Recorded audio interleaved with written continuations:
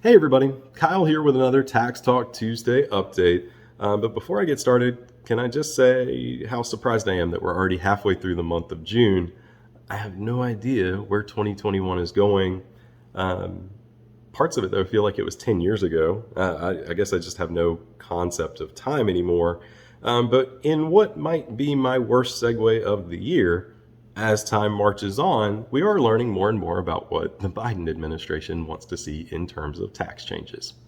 Um, Now, the Biden tax proposal is something that Lauren and I covered in about a 40-plus minute overview, either late last year or early this year, maybe a little bit of both.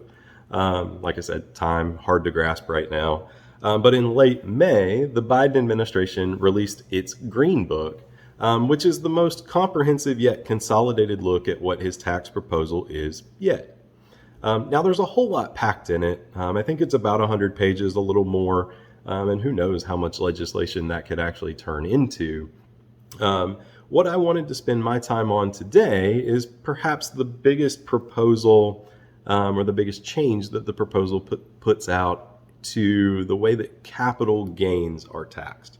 Now, we've noted this before. There's a push to increase taxes on high income individuals. And one way to do that would be to raise the tax on long-term capital gains. The Green Book proposes shifting from the current maximum rate for long-term capital gains of 23.8%, which is 20% plus the 3.8% net investment tax, to a new rate of 40.8%. So in other words, raising long-term capital gains rates to the same level as ordinary income, so a maximum rate of 37%, with that 3.8% net investment tax on top of that. Now, these new rates would only apply to individuals with adjusted gross incomes in a given year of $1 million if you're married, or $500,000 if you are unmarried. And by now, a lot of us have heard about this change, and it is certainly a big deal. But it might not be the biggest shocker that the Green Book contained.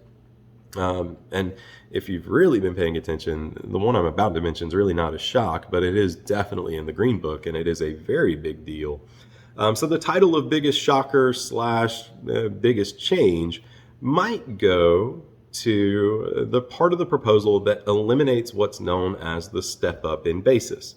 Now, the step up in basis is something that we as planners advise about all the time. So what it is if somebody passes away with highly appreciated assets in their estate, their beneficiaries ordinarily will receive those assets at a new stepped up basis, which would be the fair market value at the time that a person passed away. This proposal, the Green Book, proposes getting rid of that. In other words, death would be a taxable event for capital gains purposes, regardless of whether an asset is sold or not. Now, there's a lot of fighting going on in Congress about whether this is going to work, what's going to be the impact on, farmers, large landowners, individuals who have what would be, we refer to it as a cash poor estate or an illiquid estate, lots of wealth, lots of assets, but not readily convertible to cash. So lots going on there. This is still a proposal. But living in the estate planning world like I do, this is a huge change. For years, like I mentioned, planners have advised clients based on this step up in basis. In fact, if you've ever heard an attorney or an advisor say, you know what, maybe don't sell that, or don't gift this asset to your children right now, there's tax reasons not to. Now, who knows what we would say? Well, I got ideas what we would say. But the step up in basis was usually what we were referring to, especially in the context of real estate, because if you passed away owning an asset, your children would receive whatever real estate you had at a new stepped up basis instead of probably a lower basis that you paid for it. Now, the impacts of these capital gains changes are far-reaching. The rate change alone is going to have impacts on business owners who have an interest in a pass-through entity.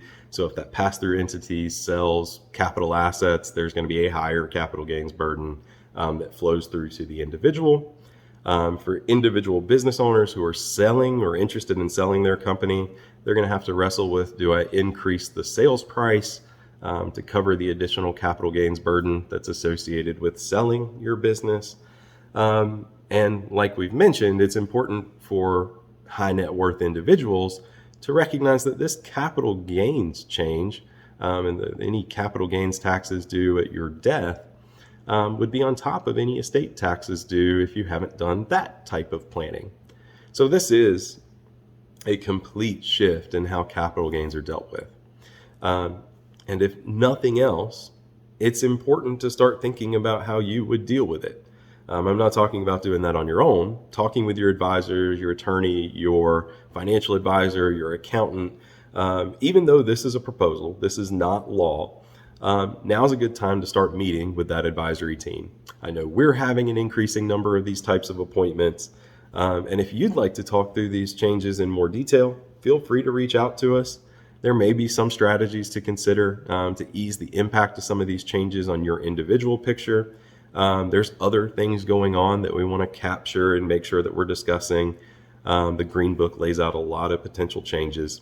But for now, this is a proposal. It is not law. Wanted to bring it to your attention. So as always, thanks for tuning in. Keep checking back here for more updates on tax changes as they progress. We'll post it here. We'll send emails. So if you get both, great. You're going to get probably inundated when tax changes do come about. And a little bit later this year, we'll be talking about, if there are changes this year, we'll probably put together some kind of a program. I think there's a plan to have some sort of a webinar associated with income taxes a little later this year too. So stay tuned, keep watching here. We'll let you know as soon as we know. But